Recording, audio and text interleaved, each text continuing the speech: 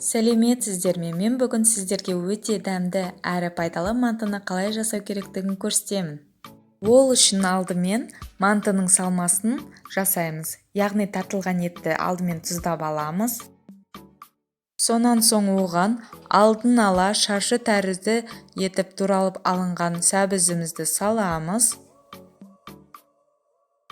Артынша дәл солай туралынған картопты да саламыз.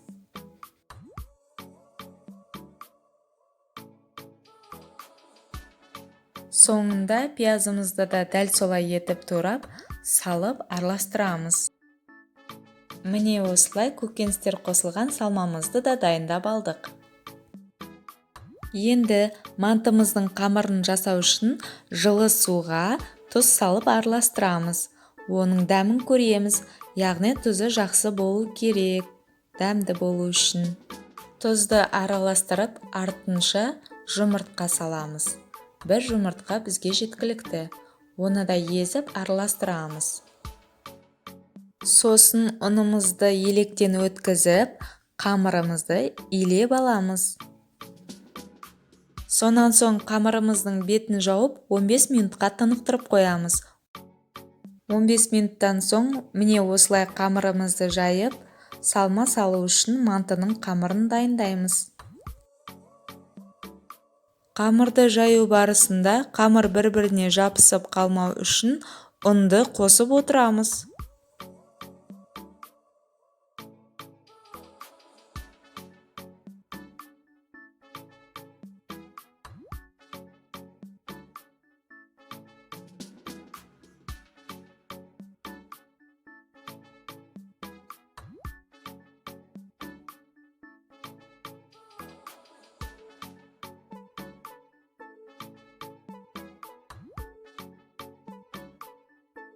Қамырымызды жұқалатып, бір тегіс етіп жайып аламыз.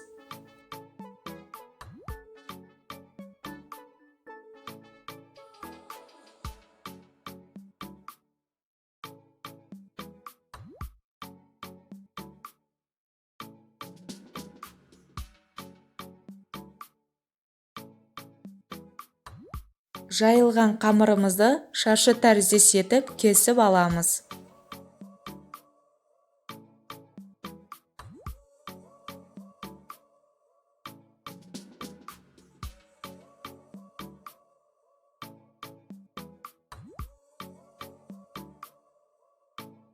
Сосын әрбір кесілген шаршымызды тағы да 1-2 рет тегістеп жұқалап жайып аламыз.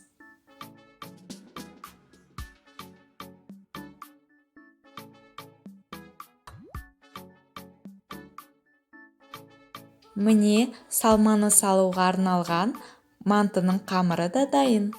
Енді оған салмамызды салып, мантымызды түйіп аламыз.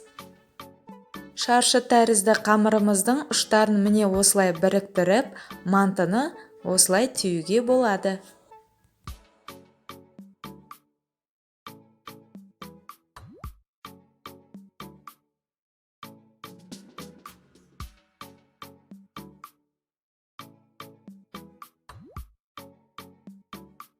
Манты ыдысқа жабысып қалмау үшін оны біз майлап аламыз. Мантыларымыз бір-біріне жабысып қалмау үшін араларын кішкене алшақ етіп қоямыз.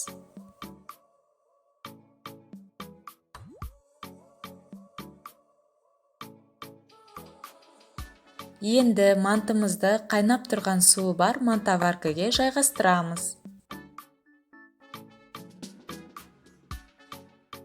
Сосын ыдысымыздың бетін жауып 40 минуттай қайнатып пісіріп аламыз. Міне біздің өте дәмді әрі пайдалы көкөністер қосылған мантымыз да дайын. Бүгін мантының подлеві ретінде чимчим деп аталатын корей салатын қостым. Оны қалай әзірлеуін келесі видеода көруіңізге болады. Астарыңыз дәмді болсын. Каналға тіркеліп лайк басуды ұмытпаңыздар.